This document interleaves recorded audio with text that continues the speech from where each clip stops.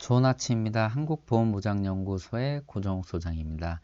2019년 4월 23일 오늘은 또 어떤 기사들이 기다리고 있을까요?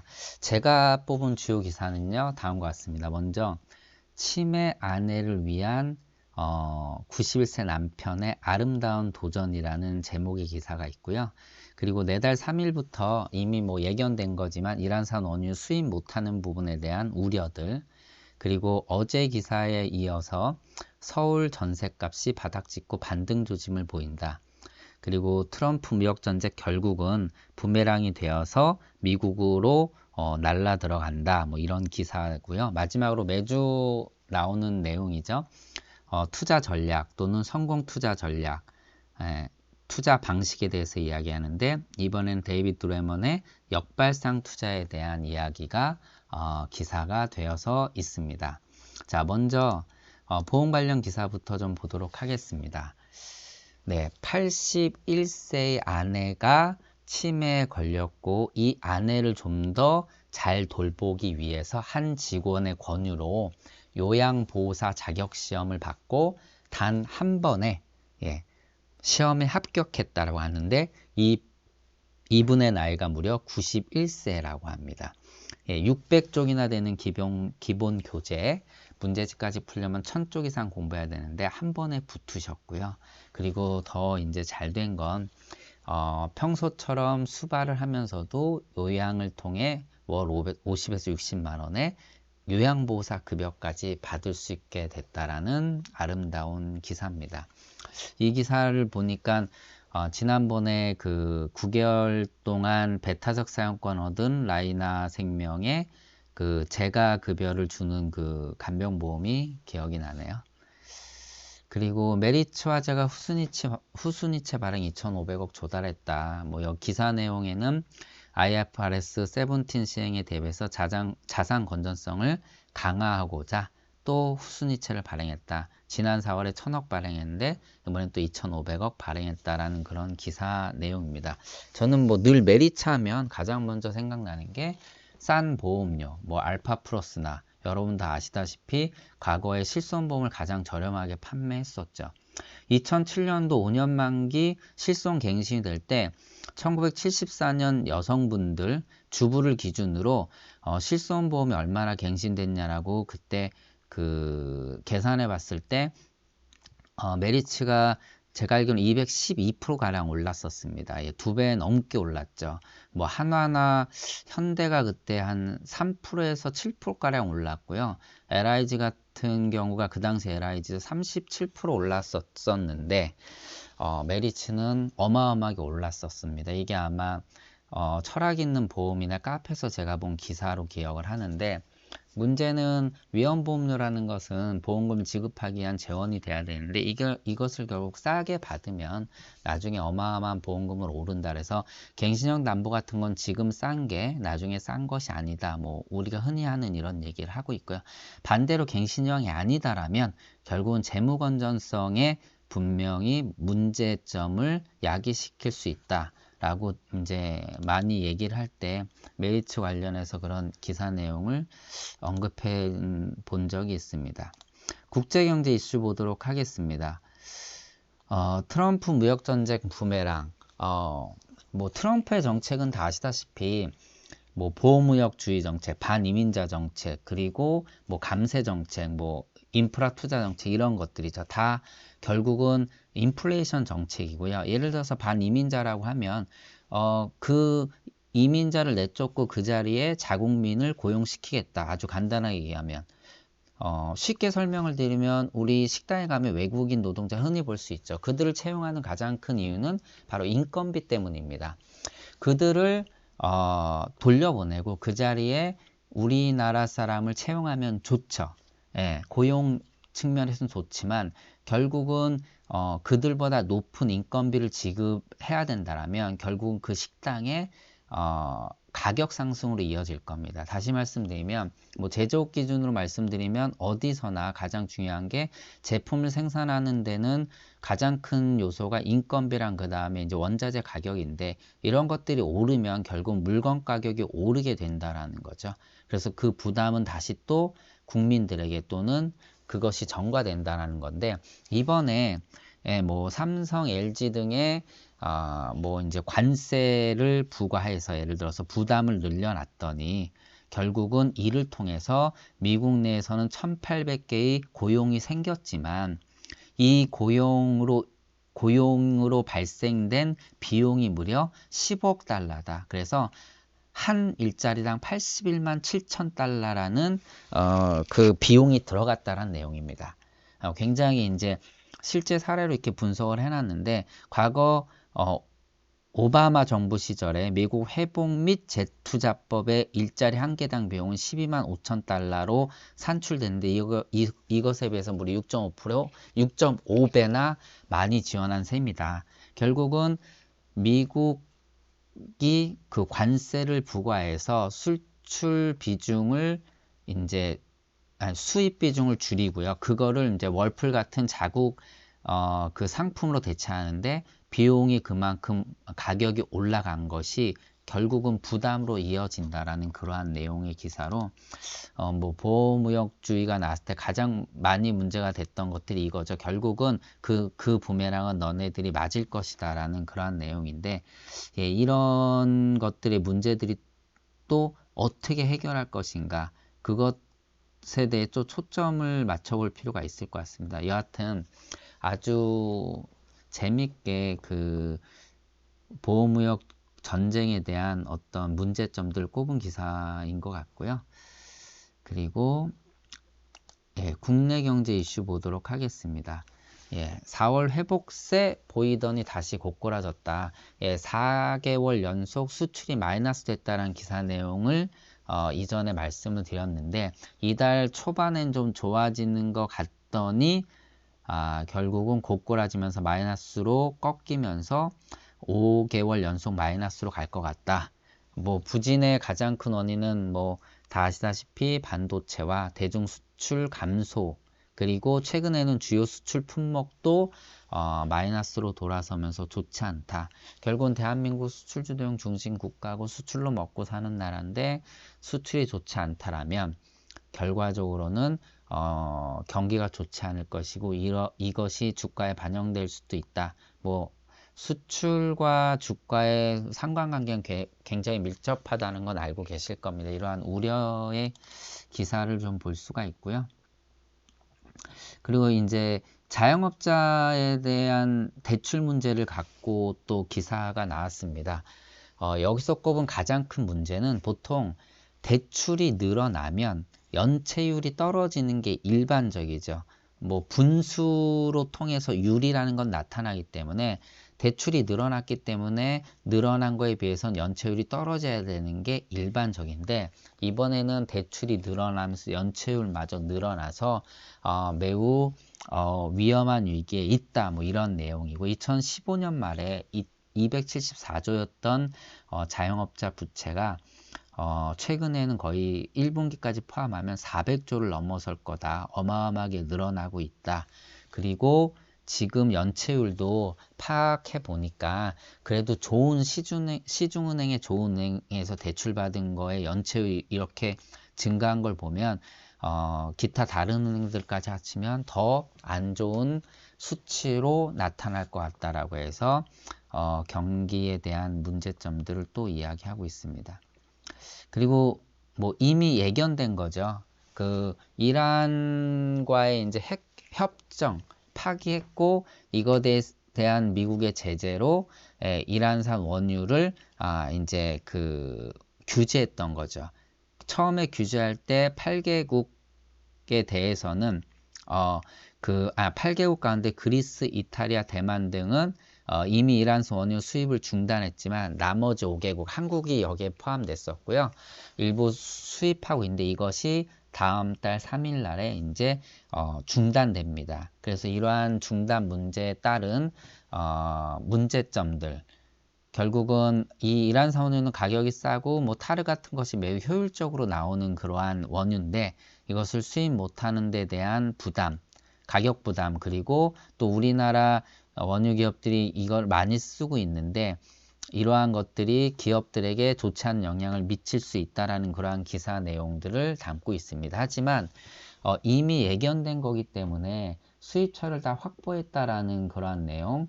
그리고 사실 이란산 원유는 실제 거래량이 한 2% 정도만 차지하기 때문에 큰 영향을 미치지 않을 것이다. 결국은 이 정도 양은 충분히 뭐 사우디의 뭐 증산이라든가 뭐 다양한 증산을 통해서 충분히 그 가격 상승으로 이어지지 않게 조절할 수 있다라는 그러한 내용도 함께 담고 있는데요. 뭐 늘 말씀드렸듯이 당분간 원유는 이제 그 박스권에서 맴돌 것이다라고 말씀드렸고요. 저는 그것에 이번에도 동의를 하고 있습니다. 이 정도 양이라면 충분히 조정을 통해서 가격이 크게 상승으로 이어지지 않게 할 수 있지 않을까라고 생각을 하고 있습니다. 예, 그리고 재테크 관련 기사를 보도록 하겠습니다. 먼저 TDF, 지난번에 한번 기사 내용 안내해 드렸었는데요. 타깃 데이트 펀드라고 해서 은퇴 시점을 설정해 놓으면 은퇴 시점에 맞춰서 주식과 채권 비중을 움직이는 리밸런싱하는 그러한 펀드인데 이게 노후 자산으로 굉장히 각광을 받고 있고 결과적으로 3년 만에 어마어마한 성장을 했다. 8배 성장을 해서 1.5전을 가까워지고 있다. 이러한 내용입니다. 여기서 좀 눈여겨볼 만한 것은요. 이 TDF 시장 규모가 미국은 1,000조 원이 넘을 정도로 이미 보편화된 연금 상품이라고 얘기를 하고 있고요. 이렇게 보편적인 연금 상품으로 자리할 수 있었던 게 앞서 말씀드린 리밸런싱 문제. 그리고 두 번째는 펀드를 외국 펀드나 이제 해외 자산 비중이 높아서 분산 투자 이점을 굉장히 다 살렸다. 그래서 개별 연금 펀드보다는 수수료가 다소 비싸지만 하나의 상품만 들어도 다양한 펀드에 투자할 수 있으니까 시장이 안 좋을 때 극복을 잘 해내고 또 좋은 성과를 내고 있고 여기에다가 그 400만 원까지 소득공제, 세액공제를 받을 수 있는 부분도 같이 언급을 하고 있습니다.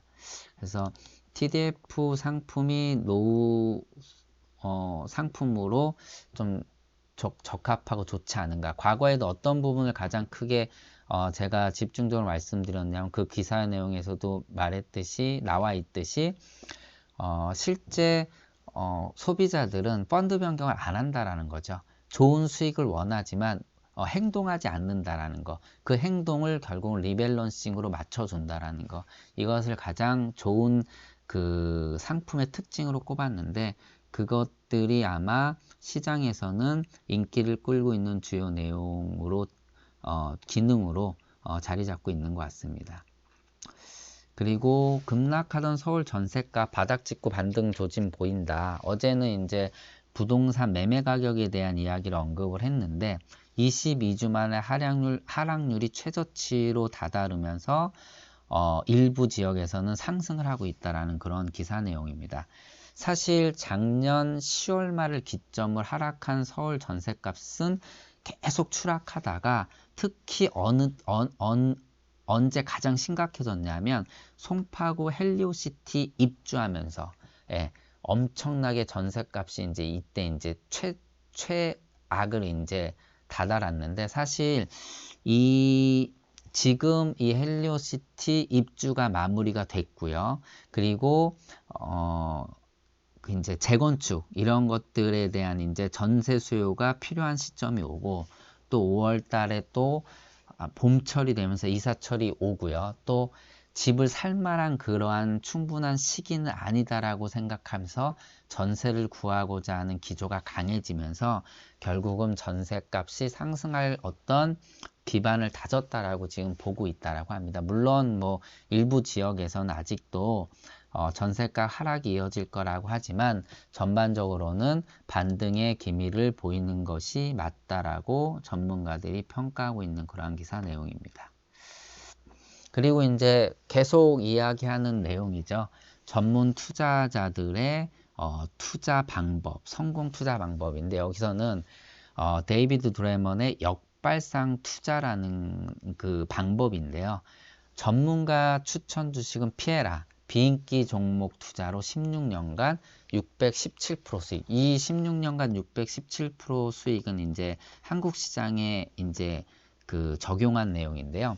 자, 그 전문가가 이야기하는 가장 큰 핵심은 뭐냐면 바로 그 전문가들이 추천하는 주식. 결국은 사람은 합리적이지 않고 감정에 따라 관응 반응을 보인다라는 겁니다. 그래서 효율적인 이론은 시장이 효율적이지 않다라는 그러한 것에 대해서 명확하게 강조하는 그런 투자 방법이죠. 그래서 실제로 1970년부터 40년간 역발상 투자 수익은요, 시장의 2배를 넘어섰는데, 인간은 본능적으로 최고의 주식과 업종은 선호하고 최악은 멀찌감치 피한다. 하지만 장기적으로 인기주와 비인기주는 모두 평균으로 돌아오게 돼 있다. 그래서 결국은 비인기주, 싼 주식을 매수해서 평균으로 돌아온다라면 더 큰 수익을 낼 수 있다라는 게 이 투자자의 투자 원칙입니다. 그래서 실제 그럼 어떻게 투자하면 되느냐라고 물어봤을 때는 시장 평균을 크게 웃도는 성과를 낸 가장 큰 이유는 25년간 저퍼주로 포트폴리오를 구성해서 투자했을 때 누적 수익률이 무려 3,511%에 달했다. 그리고 저 PCR주는 3,464%, 저 PBR주는 3,064%에 달한 투자 성과를 달성했다. 결국은 투자 방식은 저퍼주, 그리고 저 PBR주, 저 PCR주를 찾아서 투자를 하라라는 그러한 내용입니다.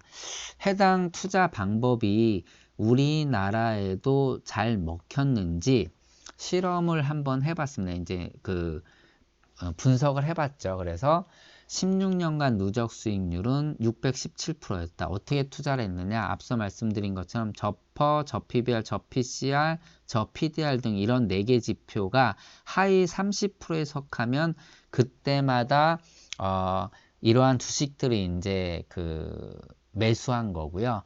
1년마다 종목 교찬 리밸런싱을 하는 방식으로 분석을 해봤더니 누적 수익률이 617%, 연환산 수익률이 21.09%로 같은 기간 코스피 200 지수는 226% 올라서 거의 3배 가까운 투자 수익을 냈다라는 그러한 내용입니다.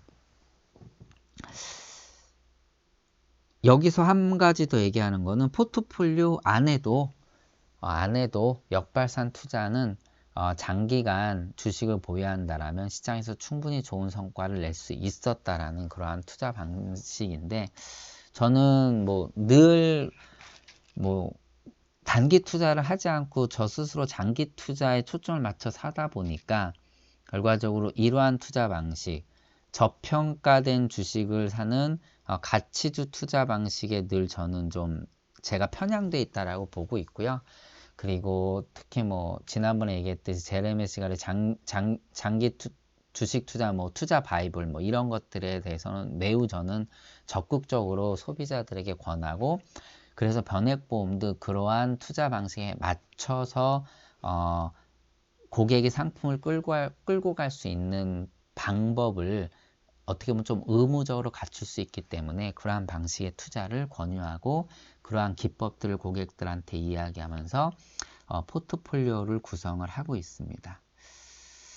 그리고 한 가지 또 눈여겨볼 만한 기사인데 아주 그냥 간단한데요. 국민연금을 받은 퇴직자 10명 중 5명은 소비 수준이 현역 시절에 50%에도 못 미친다. 그리고 국민연금 수급자의 현재 노후생활 비용은 월 평균 201만원으로 집계됐다라는 그러한 내용입니다. 65세에서 74세 국민연금 수급자 650명을 설문조사했다라는데 기사 내용에 저는 초점을 잘 모르겠습니다. 무튼 이러한 지표가 있다라는 것을 파악하고 뭐 재무 설계나 자산 관리에 이용을 하셨으면 되고요. 마지막으로 어제 잠깐 언급했던 기사 기억하십니까? 투자하지 말아야 될 3가지 얘기하면서 평택 이야기를 했었죠. 그거에 대한 기사 내용이 있어서 잠깐 언급을 하고 싶어서 마지막 기사로 갖고 왔는데요. 어제 뭐 소송까지 갔다라고 말씀드렸죠. 실제 뭐 이쪽으로 이주하는 미군 숫자를 부풀려서 결국은 우리들한테, 그러니까 투자자들 속였다. 그리고 이것을 배상하라고 해서 1심에서 투자자가 승소했다는 내용도 있습니다. 그리고 2심은 아직도 진행 중이다라고 하고 있는데, 이게 이제 일부 투자자죠. 전체에 대한 투자자 내용은 아니고요. 실제 여기는 공실률이 20% 넘는데, 여기서 하는 내용은 그겁니다. 자, 이때 이주 숫자를 어떻게 발표를 했고, 또 실제 이주한 사람 몇 명이냐, 이런 것들에 대해서 서로 이제 소송의 핵심이 되고 있는데, 2016년 단지형 빌라 분양하면서 평택 미군기지 밖에 필요한 주택수가 무려 48,900가구에 달한다. 현재 완공했거나 짓고 있는 주택이 1만 가구에도 못 미쳐 공급이 턱없이 부족하다라고 홍보하면서, 다른 분양업체는 또 연 7% 이상 수익을 안정적으로 올릴 수 있다. 뭐 시장이자율이 1%대 높아야 2% 초반인데 7%면 어마어마한 거죠. 이러면서 투자자들을 꼬셨다라는 거죠. 그러면서 이러한 데이터들은 어떻게 나왔냐라고 하니까, 실제 한미협력사업단이 제시한 자료를 들어서 평택과 오산으로 이전하는 인원이 각각 39,300, 10,167명에 달한다고 홍보했다라는 겁니다. 자, 이렇게 제시를 하게 되면 일반 개미 투자자들이 잘 모른다라면 이것에 충분히 공감하고 이러한 투자를 시행할 수도 있다라는 거죠. 이러한 내용에 함부로 현혹돼서 투자를 하면은요, 정말 우리 은퇴자금 한순간에 날리고, 또 아시다시피 또 친키집 하고 이런 식으로 돌아갈 수 있다라는 거죠. 그래서 이런 기사에 함부로 현혹되지 마셔라라고 좀 이야기 드리고 싶어서 이 기사를 마지막 기사로 꼽았습니다. 자, 오늘은 여기까지고요. 오늘도 어제보다는 더 행복한 하루 되시길 바랍니다. 한국보험보장연구소의 고정욱 소장이었습니다. 고맙습니다.